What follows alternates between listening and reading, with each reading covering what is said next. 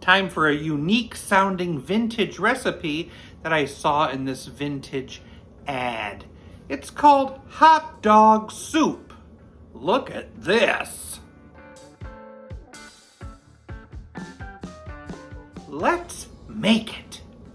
Grab a pot, couple tablespoons of butter.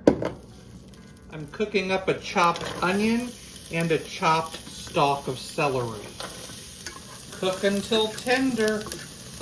Time to make some beef broth with some beef bouillon powder or cube with 1.5 cups of boiling water. I need to stir in 1/4 cup of flour, 3/4 teaspoon of dry mustard. Stir that in.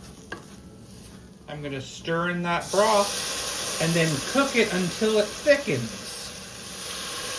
Stirring constantly. Once thick, cook for 3 more minutes. Next, we need about 4 to 6 cups of milk. We're going to add it, mix it in, and heat it to just boiling.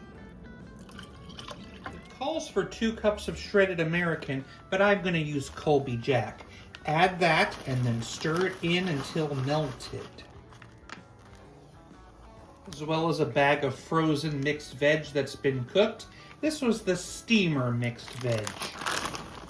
A teaspoon of Worcestershire sauce and a teaspoon of diced pimentos. Yum! Then comes the main attraction, the hot dogs, which I cut up. I had about 6 of them that I cut and browned. Hot dog soup. For some reason it looks a little curdly. It might be that I cooked the milk a little too long. But how does it taste?